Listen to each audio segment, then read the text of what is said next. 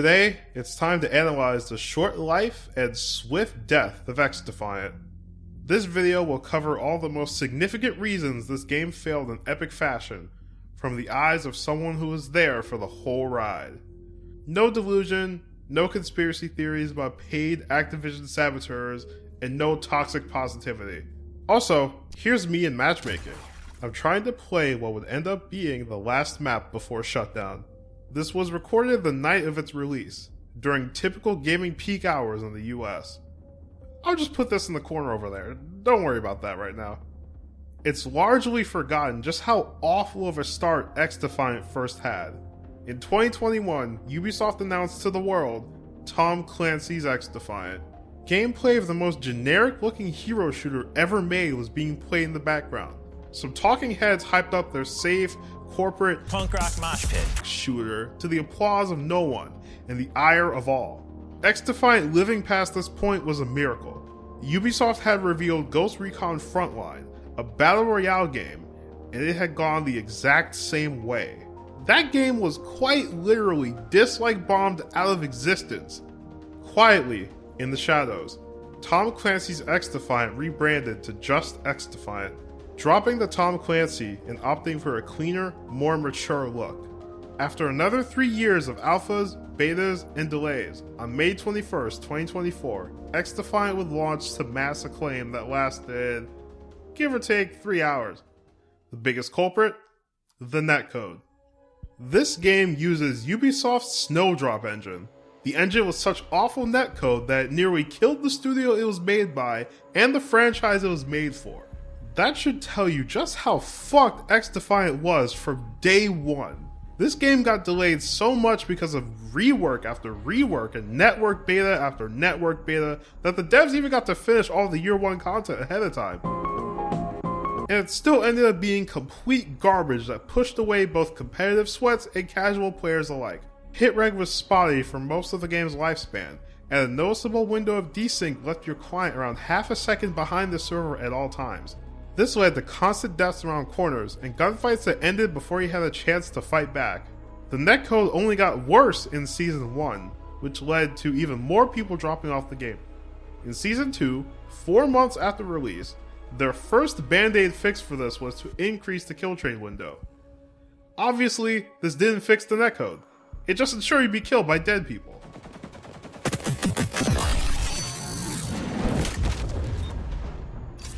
Meanwhile on Twitter, Mark Rubin kept promising left and right that there was some big netcode patch that was going to fix everything and save the game in Season 3. Speaking of things that were supposed to get better in Season 3, factions. They're all dog shit. Not just the way their abilities are designed, but the games they picked to represent in the first place, and the characters they designed for them. All horrible ideas. Nobody old enough to remember Splinter Cell is going to try this game to play as some random chick. They'd rather play Sam Fisher one last time before Ubisoft goes bankrupt and cancels that remake. Watch Dogs is literally shelved. It died with a British whimper. Barely anybody would even recognize Libertad, and Far Cry 6 isn't even that old. In fact, they picked the 2 worst and most forgettable Far Cry games they could possibly represent here. Oh wait, you don't know which one is the other Far Cry faction? Also, I guess you could play some Division NPCs, I don't know. And these people from a different Dead game, so I guess they've died twice now. My point is, not only are the factions the least compelling part of the game, but they also seem like a massive drain on the devs' clearly limited resources for zero benefit. Of all 6 IPs present in XDefiant, 2 are in turmoil and 2 are literally dead. Each faction has 3 characters, meaning 21 characters the art team are spread thin making skins for. Skins people won't buy because they have no connection to the weak source material. They could have easily just given up on factions and had individual characters from the games instead. The best picks would probably be Vaz, Ezio, Aaron Keener, an R6 character, and Mr. Shitballs himself, offering a large variety of playstyles. The R6 character could honestly be whoever, but I personally picked the 707th, add Dokubi, and bring a couple of Korean MMO artists on board as consultants to design all of her skins. Dokubi alone will fund 2 years of content in 1 week of sales. I have ideas for these characters on the gameplay side, but the game's dead, so who cares? Let's cover the gameplay of the XDefiant we got instead. In this regard, honestly, XDefiant did a lot right. Time to kill wasn't too fast or too slow, a majority of the weapons were well balanced, and the map roster was overall really good, Infinity Ward-ass maps notwithstanding. Here's a long list of everything they did wrong. Emporium. Echelon had an ability that gave them free wall hacks every 30 seconds with no downsides or counterplay, not properly nerfed for over a month. DedSec has a Spire bot that hunted down the nearest enemy and stunned them for what felt like an eternity, leaving them unable to move and doing 50 damage over time. Your only recourse was to either point at your feet and shoot them with very spotty hit reg, or prioritize it over enemies as it crawled towards you. Mark promised a big rework that would make it a support ability in Season 3. Cleaners have a firebomb and they drop on the floor in roughly a second, killing everyone next to them and doing burn damage to anyone nearby that will also kill them unless they're Libertad. Remember that half a second of desync I mentioned earlier? This leaves a window so small to kill the assailant that you need to already be shooting at them to have a chance of denying it. Their other ability? A firebomb, but ranged. Cleaners were never touched in the balance patch. The Germans have no headshot multiplier. Why? Because they have big helmets. I'm not kidding. Here's a clip of a dev saying that. We looked at the different characters, they all have helmets on, it just kind of made sense. Notably, the next faction doesn't have the same perk, despite also having big helmets. That next faction is the Highwaymen. They have access to an auto turret that has over 250 health and doesn't kill you that much slower than normal guns. The results speak for themselves. Emporium. Snipers are insanely powerful, as they deal one-shot body shots in the game where the rest of the guns have higher times to kill. As a result, snipers became the best close, medium, and long-range weapons in the game at launch. The dev's response? Give them a little bit of flinch. Then, a nausea-inducing amount of flinch. Neither solved the issue. The real problem was the half a second of server desync not applying flinch to an enemy sniper because, as far as the server knew, you never even raised your weapon, or maybe only hit them a couple of times, quote-unquote, after you died. This is a big problem when most guns have a time to kill less than 500 milliseconds, meaning you can mag up a sniper only to see you did no damage to them. Any one-hit kill weapon will flourish in this environment, like shotguns. Fortunately, the shotguns were insanely underpowered at launch, to the point that a one-hit kill with anything but the double barrel was a rarity for a while. By Season 2, the shotguns were buffed to BF4 Death Cannon levels of power, but the game is already dead, so who cares? Emporium! Due to all the issues in the last 3 sections, Ranked, once touted as a core pillar of XDefiant's future, ended up being so irrelevant and dead on arrival that I consider it out of scope for this video and not worth talking about in detail. That in itself should say everything you need to know about Ranked. There's probably things I missed, but who cares, the game's dead. So, how does any well-intentioned free-to-play game fund itself these days? Cosmetics, of course. The game being free gets lots of players to try it, and a certain percentage of those players will be enticed by the item shop to dump embarrassing amounts of money onto the game. Problem is, XDefiant's cosmetics are so awful that they do the exact opposite. I got the battle pass I'm showing in the background here because they gave away the premium currency in Season 1. I genuinely took a second to ask myself if I even wanted most of the stuff on my account for free. $10? Forget it. Ubisoft wants to increase player spending? Maybe make something people want to spend money on. Maybe don't charge $15 to $25 for endless recolors of the same 4 skins. Maybe don't slowly rotate these recolors through an item shop with less than a dozen slots. Maybe, in a game where weapon skins were being sold for the price of Echo Point Nova, you should have a weapon inspect feature on day 1! But don't worry guys, Mark said they were being worked on. Actually, maybe your free-to-play game shouldn't have a cast of characters designed to be interchangeable nobodies, because people won't build the sort of attachment needed to open hearts and wallets alike. An example of this from within their own walls? For Honor! The sword game! Even the sword game has more compelling characters, to the point that even the devs simp for them. Then we have Nusha. Best girl Nusha. Best girl right? Nusha. Love it. And then last but not least, Nusha. So It's my girl. right, it's your girl, right? I love her so much. Also Nabushi better, he's sipping for mid.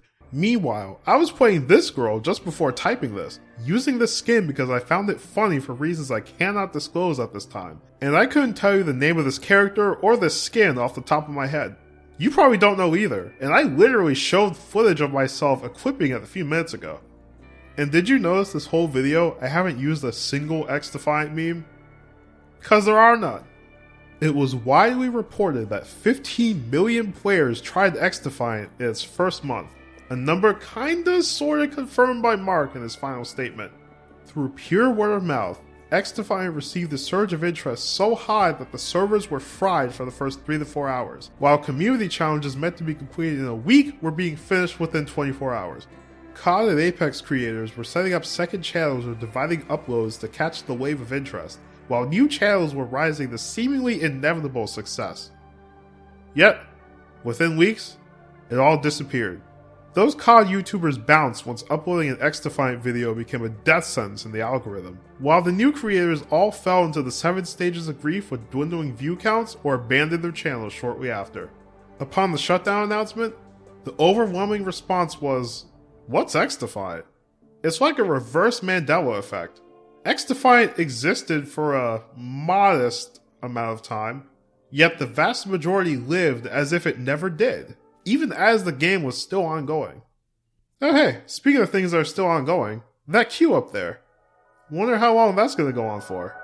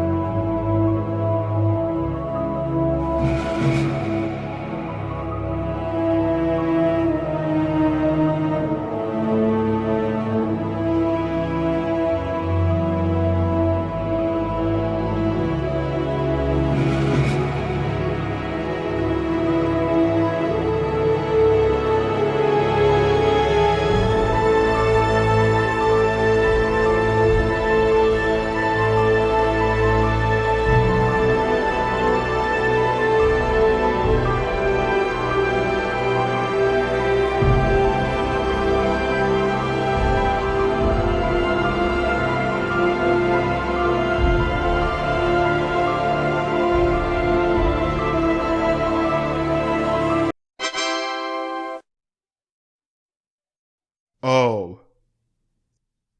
We are now watching XDefiant's final dying breaths. Delisted from all stores, new logins disabled, the servers are destined to empty out within the next few weeks. Almost 300 Ubisoft employees were thrown onto the streets just before Christmas, and right after Black Friday when many had likely already brought presents for their families. Make no mistake, this is a story of rampant mismanagement at every level. Not just the French douchebags at the top, but within the XDefiant team itself. The following information is sourced from an expose posted by Tom Henderson in March 2024, 2 months before release. A majority of it has been well and truly confirmed by the events that followed. I'll link it below and encourage you to read the whole thing, but today I'll just show that all the signs of imminent failure were laid out for us the whole time. Multiple sources shared stories of a boys club within the team, known for their inflated egos, toxic behavior, lack of work ethic, and tendency to brute force all sorts of bullshit into the game, which caused the extra 3 years of delays. It turns out, reportedly, the XDefiant team had actually wrangled the Snowdrop engine by 2021, and the then punk rock mosh pit didn't have any of the crippling issues the final game died with. However, during XDefiant's rebrand, this boys club grew, became stronger, and became a bubble that made it impossible for devs outside of it to raise questions or give feedback to leadership. This boys club pushed to add new content haphazardly, causing significant technical issues and destroying all the hard work the networking staff had previously done. It's important to note that Tom avoided naming any names when it came to this boys club, and so will I. I can't stop you from making your guesses though. Tom Henderson notes something here that quickly became apparent at release. The game was the exact same as it was in the 2023 playtest, with important features that should have launched with the game, such as a real progression system, kill cams, ranked, private matches, and more being delayed into the seasons. His list lines up near perfectly with the updated Year 1 roadmap that was released a few months ago, which the game didn't live long enough to fulfill half of.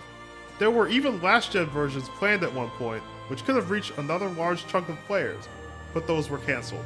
How this happened considering the final game looks like the last-gen port, we may never know. Despite its troubled status, Ubisoft Corporate wanted to push the game out, seeking the free-to-play smash hit they've been chasing since singular Fortnite skins started outselling their games, and Siege started having disastrous boom and bust cycles. Their variable faith in the game explains the lack of additional resources given to the XDefiant team until it was far too late, along with the lack of marketing. Facing failures elsewhere and the potential Chinese buyout, Ubisoft execs killed their failed experiment at the last minute. The plug was pulled so suddenly that a planned creator event at Red Storm was cancelled after people already booked their flights. A sponsored video had to go out with a link to the shutdown announcement, and the Ubisoft event that went live afterwards still had XDefiant included as an eligible game. Years of effort and likely over $100 million, all thrown down the drain in an instant. But hey, one developer remarked, at least mentioning no SBMM gets cheap brownie points, right? SBMM, skill-based matchmaking. The reason millions flock to XDefiant. The wider concept is better explained by someone with a much better speaking voice who I will link below, so I'll just explain how it affects XDefiant.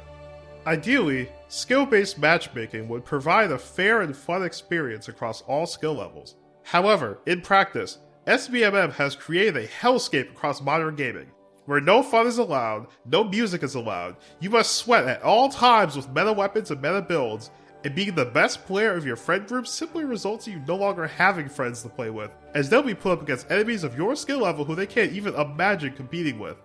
What's worse is the games with EOMM, or engagement optimized matchmaking, which force wins and losses upon you regardless of skill, in order to replicate the psychological effects of a casino within their games. In came XDefiant, promising a land of freedom with no oppressive matchmaking algorithms. A game where you could get better and actually feel your improvement as your scores got higher and higher. A game where you could actually get a kill streak or two without being thrown into a match against a squad of Shroud clones right after. It was to be the final stand for casual gaming. Sadly, this final stand was held by Ubisoft. To be honest, we should have seen this coming from a mile away.